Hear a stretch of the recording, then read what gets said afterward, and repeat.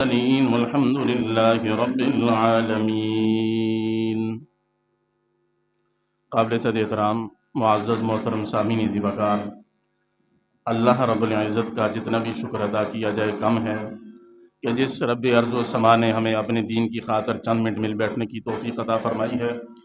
دعا گو ہوں اللہ رب العزت سے کہ اللہ تعالیٰ ہمارا یہ بیٹھنا بٹھلانا اپنی بارگاہ میں قبول اور منظور فرمائے، اور اللہ تعالیٰ ہمیں اپنے دین کی خاطر بار بار مل بیٹھنے کی توفیق عطا فرماتا رہے۔ یقیناً میرے بھائیوں، آپ کے علم میں ہے کہ آج عید الاضحیٰ کا دن ہے، اور میں نے جمعہ کے بیان میں آپ سے عرض بھی کیا تھا کہ انشاءاللہ عید والے دن تفصیلاً قربانی کے عنوان پہ ہماری گفتگو ہوگی۔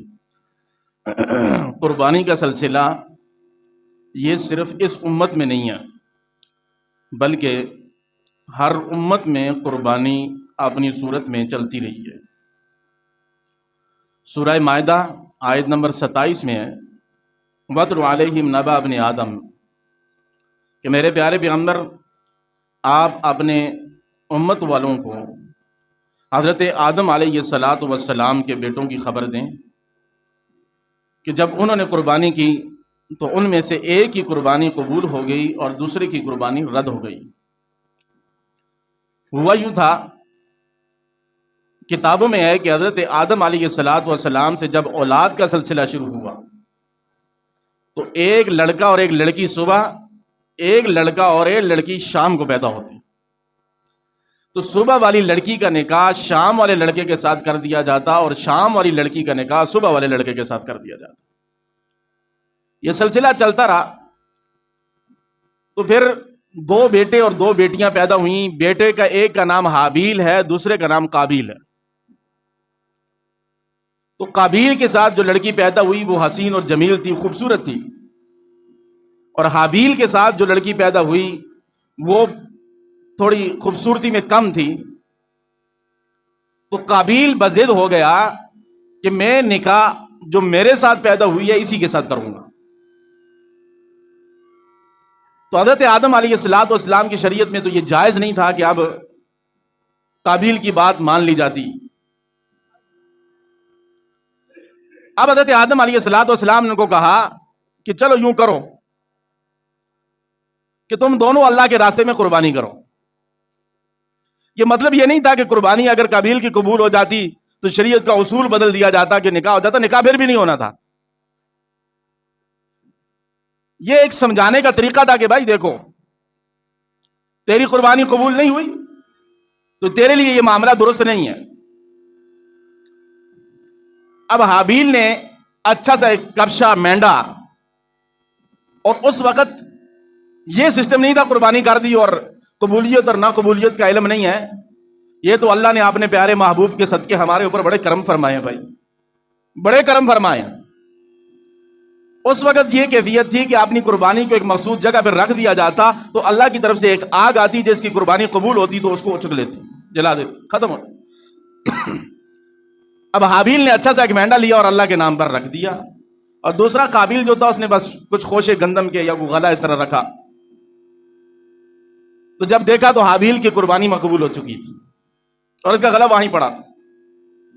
بہرحال کیا ہے، پھر تاریخ کی کتابوں میں ہے کہ قابیل نے حابیل کو قتل کر دیا اور پھر اٹھا کے گھومتا رہا۔ پھر ایک کوہ آیا، اس نے کوے سے لڑائی کی، کوے کو مارا، اور پھر دوسرے کوے کے لیے ایک گڑھا کھودا، پھر اس کوے میں اس کوے نے دفن کیا، تو پھر اس نے بھی وہاں اپنے بھائی حابیل کو دفن کر دیا۔ تو ہمیشہ یاد رکھنے کے لیے ان دونوں میں قاتل کون اور مقتول کون ہے، یہ بات ذہن میں بٹھا لیں کہ جس کے نام میں قاف آ رہا ہے وہ قاتل ہے، جس کے نام میں ہا آ رہی ہے وہ مقتول ہے۔ تو سمجھ آ جاتی ہے، قاتل قابیل، قابیل قاتل۔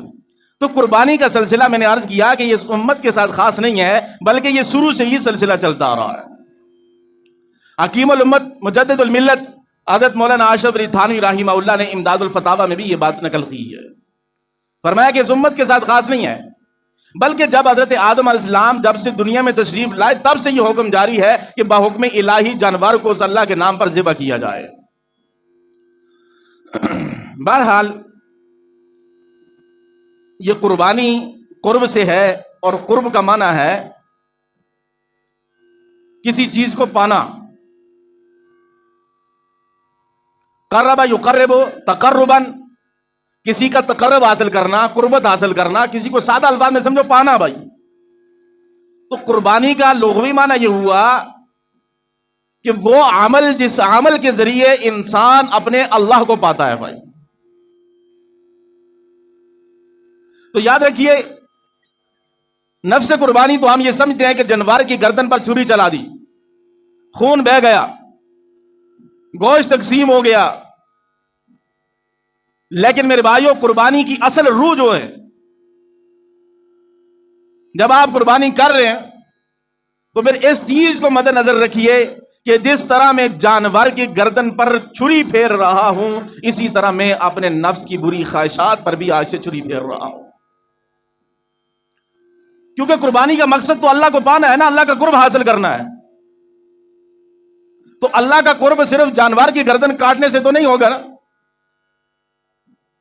قربانی کا ثواب اپنی جگہ پر، اس کا اجر اپنی جگہ پر. اگر کوئی آدمی برے کام میں ملوث ہے تو اس کا مطلب یہ نہیں کہ اب اس کو قربانی کا کوئی اجر نہیں ملے گا، بشرطے کہ قربانی حلال کے پیسوں کی ہو. تو قربانی کا اجر تو ملے گا، لیکن جو نفس قربانی ہے، جو قربانی کی اثر روح ہے، وہ حاصل نہیں ہوگی. اور قربانی رسول اللہ صلی اللہ علیہ وسلم نے اپنی زندگی میں بھی ہر سال فرمایا کہ آپ 10 سنین مدینہ کے اندر 10 سال گزارے اور ہر سال اللہ کے پیغمبر قربانی کیا کرتے تھے. اور یہ قربانی جو آج ہمیں ظاہری طور پر ایک جانور کو ذبح کرنا لگتا ہے، قیامت کے دن یہ قربانی اپنے بالوں کے ساتھ، اپنے کھروں کے ساتھ، ان تمام چیزوں کے ساتھ آپ کے لیے نیک عمل بن کر آئے گا، نیک عمل بن کر آئے گا. صحابہ نے پوچھا کہ یا رسول اللہ قربانی کیا ہے؟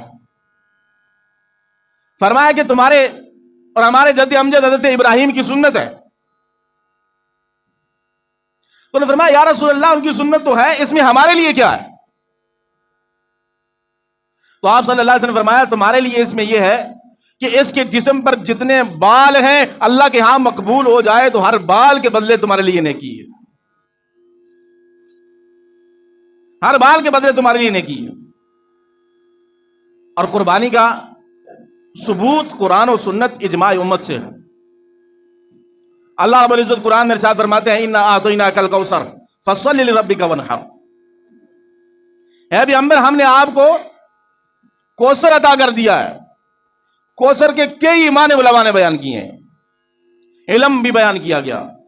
جو قیامت کے دن آپ کو ایک پانی خاص دیا جائے گا اپنی امت کے لیے، آب کوثر، آپ خود اپنے ہاتھوں سے جام بھر بھر کے اپنے امتیوں کو پلائیں گے. یہاں ایک اور بات عرض کر دوں، اللہ کے پیغمبر صلی اللہ علیہ وسلم آب کوثر اپنے ہاتھ سے پلائیں گے. وہاں بھی کچھ ایسے لوگ، اللہ ہم سب کو محفوظ فرمائے بھائی، بولو آمین، ایسے ہوں گے کہ ان کو فرشتے دھکے مار کے دور کر دیں گے. جب ان کو دھکا لگا کر وہاں سے دور کیا جا رہا ہوگا تو میرا نبی تو بڑا شفیق ہے. میرا نبی تو اپنی امت کے لیے غاروں میں بیٹھ کر روتا ہے. میرا نبی تو جو امتی ابھی پیدا ہی نہیں ہوا اس کی فکر بھی 14 صدیاں قبل کر رہا ہے. میری امت کا کیا بنے گا، کیا بنے گا. فرمائیں گے فرشتوں یہ میری امت والا ہے، اس کو آپ دھکے لگا کر کیوں یہاں سے نکال رہے ہو، یہ میرا امتی ہے. جواب آئے گا یا رسول اللہ آپ جب اس دنیا سے رحلت فرما گئے تو آپ کی اس دنیا سے چلے جانے کے بعد آپ کے دین کا نقشہ اس نے بدل ڈالا ہے. رسومات نکال لیں، بدعات نکال لیں، ان پر یہ لوگوں کو بھی چلاتا اور خود بھی چلتا رہا ہے. کتنا شفیق نبی ہے، وہ بھی کہہ دے گا سحقن سحقن لمن غیر بعدی، ہلاکت ہے اس شخص کے لیے جس نے میرے بعد میرے دین کو بدل دیا. تو فرمایا فصل لربک وانحر، نماز پڑھیے اور قربانی کیجیے. اللہ کے نبی صلی اللہ علیہ وسلم کا معمول تھا بھائی، آپ ایک مینڈا اپنی طرف سے اور ایک مینڈا اپنی امت کی طرف سے قربانی کیا کرتے تھے. اور قربانی شعار اسلام میں سے ہے بھائی، شعار اسلام میں سے. سورہ حج کی آیت نمبر 32، 36 اور 37 کے اندر پوری اس کی تفصیل موجود ہے کہ یہ شعار اللہ میں ہے. اور سنن ترمذی میں حدیث ہے حضرت عائشہ رضی اللہ تعالی عنہا کی، وہ فرماتی ہیں کہ رسول اللہ صلی اللہ علیہ وسلم نے فرمایا ما من عمل، کہ عید والے دن، بڑی عید والے دن قربانی سے بڑا عمل کوئی اور نہیں ہے. یعنی عید کے دن قربانی کرنے سے بڑی اور نیکی کوئی نہیں ہے. سب سے بڑی قربانی یہ کیا ہے؟ قربانی کیا ہے؟ نیکی ہے. عید کے دن سب سے بڑی قربانی. اور مصنف عبد الرزاق میں حدیث ہے حضرت عائشہ کی اسی طرح، لیکن اس میں ایک بات کا اضافہ فرمایا فَطِيبُوا عَلَىٰ أَنفُسِكُمْ، کہ خوش دلی سے قربانی کرو، خوش دلی سے، بوجھ سمجھ کے قربانی نہ کرو. پیسے خرچ ہوتے ہیں، دل نہیں کر رہا، مولوی صاحب نے بنزا لیے کہ بھائی تیرے اوپر تو واجب ہے، گناہگار ہو رہا ہے، اب سر سے بوجھ اتارنے کے لیے قربانی نہ کرو، دل کی خوشی کے ساتھ کرو. سر سے بوجھ اتارنے کے لیے نہیں، عبادت کی نیت کے ساتھ قربانی کرو، تو یہ قربانی پھر تمہیں قیامت کے دن فائدہ دے گی.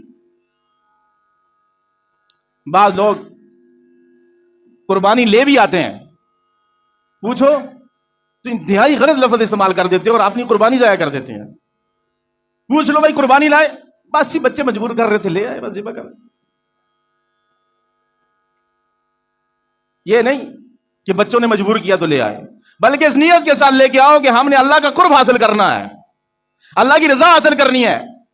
اگر واجب ہے تو وہ وجوب ادا کرنا ہے، اگر واجب نہیں تھی پھر بھی کر رہے تو اس کے ایمان کے جذبے کو تو سلام ہے بھائی. قربانی لے کر آئے، اچھا جانور لائیں، لیکن میرے بھائیوں ساتھ ساتھ اپنی نیت کو بھی ٹٹولنا ہے. کیا کرنا ہے بھائی؟ بولو. نیت کو بھی ٹٹولنا ہے کہ میں کیا کر رہا ہوں، کیوں لے کر آیا ہوں، کیوں ذبح کر رہا ہوں. اپنی نیت کو بھی ٹٹولیں. اگر اجتماعی قربانی ہو رہی ہے، 7 افراد شریک ہیں، تو ساتوں کی نیت کا ٹھیک ہونا ضروری ہے بھائی. کسی ایک بندے کی نیت بھی اگر خراب ہو گئی تو سب کی قربانی کا بیڑا غرق ہو جائے گا. کوئی ایک ایسا آدمی شریک کر لیا کہ جس کی نیت خراب ہو، پیسہ خراب ہو، یا عقیدہ اور نظریہ خراب ہو، تو سب کی قربانی ضائع ہو جائے گی. اس لیے اجتماعی قربانی میں زیادہ احتیاطی پہلو کو مد نظر رکھو. کس کے ساتھ کر رہے ہو، کون ہے، کیا ہے اور کیا کرتا ہے، یہ چیزیں ذہن میں رکھیے گا. اور اگر اللہ نے استعداد دی ہوئی ہے تو پھر تو بھائی قربانی اپنی اکیلے ہی کرنی چاہیے، اور یہی اچھی ہوتی ہے. اور ابن ماجہ میں ان لوگوں کے متعلق بڑی سخت وعید آئی ہے جن کو اللہ نے استعداد دی ہے، مال دیا ہے، اور وہ قربانی نہیں کرتے. ابن ماجہ ہماری حدیث کی کتاب ہے، ہماری بڑی 6 حدیث کی کتابیں 6، ان میں سے ایک کتاب ابن ماجہ ہے. اس کی حدیث نمبر 3143 میں ہے. عن ابی ہریرہ رضی اللہ تعالی عنہ ان رسول اللہ صلی اللہ علیہ وسلم قال من کان له سعد. ابو ہریرہ فرماتے ہیں کہ پاک پیغمبر صلی اللہ علیہ وسلم فرمایا جس کی استعداد ہے، جو طاقت رکھتا ہے، جس کے پاس پیسہ ہے اور وہ قربانی نہیں کرتا، فلا یقربن مصلانا، وہ ہماری نماز گاہ کے قریب مت آئے. ہماری نماز گاہ یعنی مسجد یا عید گاہ کے قریب مت آئے. بھائی مسئلہ سمجھ لیجئے. کبھی کبھی بیان کرنے والے کے ذہن میں نہیں ہوتا تو لوگ اس کا الٹا ہی مسئلہ لے لیتے ہیں. ایک دفعہ کے علاقے میں ایسے ہی مولانا نے غالباً چھوٹی عید پہ بیان کر دیا کہ جس نے روزے نہیں رکھے وہ ہماری عیدگاہ میں نہ آئے. حدیث میں آیا تو ایک بندہ اٹھا، اس نے کہا مولوی صاحب میں نے رکھے بھی نہیں اور آئندہ میرا ارادہ بھی کوئی نہیں ہے، تو چلا گیا، نکل گیا. تو مطلب اس کا یہ نہیں ہے کہ بھائی جس نے قربانی نہیں کی تو وہ نماز ہی چھوڑ دے، مطلب اس کا یہ نہیں ہے. فلا یقربن مصلا، ہماری عیدگاہ کے قریب نہ آئے. یہ نماز کو موقوف قربانی پر نہیں کیا جا رہا ہے، بلکہ یہ وعید ہے ایسے آدمی کے لیے کہ جس کے پاس مال ہے اور وہ قربانی نہیں کرتا. اللہ کے پیغمبر نے اس کے لیے وعید بیان فرمائی ہے. مطلب یہ نہیں ہے کہ وہ نماز چھوڑ دے. تو میرے بھائیوں قربانی اور یہی جو حدیث ہے کہ جس کے پاس وسعت ہو، مال ہو اور وہ قربانی اس پر واجب ہے، ہمارے امام ابو حنیفہ رحمہ اللہ یا فقہ کے ائمہ نے اس حدیث کو دلیل بنایا کہ یہ حدیث جو ہے یہ قربانی کے واجب ہونے پر دلیل ہے، اس سے ہم اس کا وجوب ثابت کرتے ہیں. اور کچھ لوگوں کا کہنا یہ ہے کہ قربانی سنت ہے، تو صاحب نصاب پر قربانی بھائی واجب ہے، سنت نہیں ہے. صاحب نصاب پر کیا ہے؟ بولو بھائی واجب ہے. اور اس حدیث کو سنت ثابت کرنے کے لیے کہہ دیا جاتا ہے کہ یہ قابل قبول نہیں ہے یا استدلال نہیں ہے. یہ حاشیہ سندھی ابن ماجہ پر ایک سائڈ پر ہمارے ہاں لکھا ہوتا ہے کتابوں پر، عربی کی کتابوں میں، تو وہاں یہ لکھا ہے کہ یہ وجوب کا فائدہ دیتی ہے یہ حدیث. اور باقی امام حاکم، امام ذہبی، ان حضرات نے کہا ہے کہ یہ حدیث صحیح ہے، صحیح الاسناد ہے، اس سے اس قربانی کا وجوب ثابت ہوتا ہے. بہرحال قربانی اللہ رب العزت کا قرب حاصل کرنے کے لیے کرنی ہے. اور ایک بات اور سمجھ لیجئے کہ بھائی قربانی اچھی ہو، موٹی تازی ہو، تو یہ حدیث بھی پڑھی جاتی ہے کہ قربانی موٹی تازی خریدو، اسے خوب کھلاؤ پلاؤ تاکہ وہ پل صراط سے تمہیں اچھی طرح لے کر گزر جائے. تو یہ حدیث بھائی ضعیف ہے، اور بعض علماء نے شدید ضعیف کہا ہے. ابن صلاح نے تو یہاں تک لکھ دیا کہ ایسی روایت ثابت ہی نہیں ہے. بہرحال فضائل میں ضعیف حدیث چل جاتی ہے، حدیث ضعیف ہے، لیکن اس کا مطلب یہ نہیں ہے کہ حدیث ضعیف ہے تو تم جانور کو کھلانا پلانا چھوڑ دو، نہیں، کھلاؤ پلاؤ. تو پل صراط سے کیا مطلب ہے کہ یہ قربانی آپ کے لیے سواری بنے گی؟ تو حیات المسلمین میں حضرت مولانا تھانوی رحمہ اللہ نے لکھا کہ یا تو یہ جانور خود آپ کے لیے سواری بن جائے گا، یا اس قربانی کی برکت سے آپ پل صراط کو آسانی سے پار کر جائیں گے. تو میرے بھائی یاد رکھو، کوئی بھی نیک عمل ہو، بھائی توجہ ہے بھائی، کوئی بھی نیک عمل ہو اس کی قبولیت کے لیے 3 شرطیں ہیں. بھائی کتنی شرطیں ہیں؟ بولو بولو بھائی. بھائی لائٹ نہیں ہے، یہ آنا جانا کر رہی ہے تو اس لیے بٹن شٹن میں لگے ہوئے ہیں. توجہ دے بھائی، کوئی بھی نیک کام ہو اس کے لیے کتنی شرطیں ہیں قبولیت کی؟ بھائی بولو بھائی کتنی؟ 3 شرطیں ہیں. نمبر 1، آپ کا کوئی بھی نیک عمل اس وقت تک قبول نہیں ہوگا جب تک آپ کا ایمان نہیں ہے.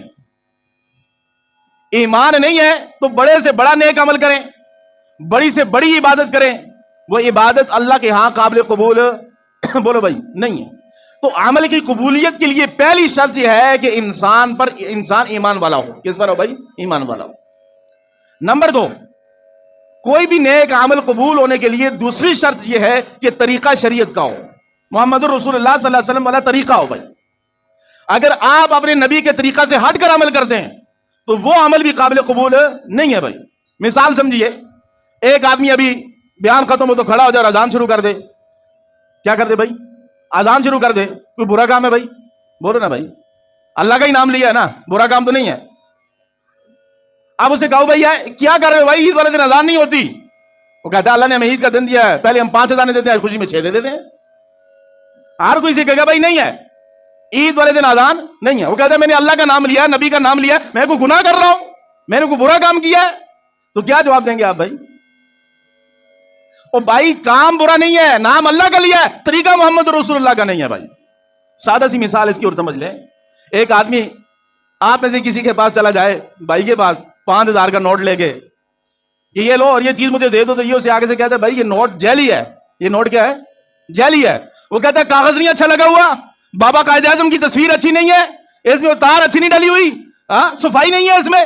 تو یہ اسے کہیں گے بھائی بات قائد اعظم کی تصویر کی اچھی ہونے کی نہیں ہے، بات کاغذ کے اچھا ہونے کی نہیں ہے، بات اس کے پرنٹر کے اچھا ہونے کی نہیں ہے، بات یہ ہے کہ اس نوٹ پر ملک پاکستان کی مہر نہیں ہے، لہٰذا یہ جعلی ہے. تم جعلی نوٹ قبول نہیں کرتے تو جس عمل پر محمد رسول اللہ کی مہر نہ ہو میرا رب اسے بھی قبول نہیں کرتا. تو دوسری شرط یہ ہے کہ نیک عمل آپ کا قبول ہی تب ہوگا جب اس عمل کے اوپر محمد رسول اللہ کے طریقے کی مہر ہوگی.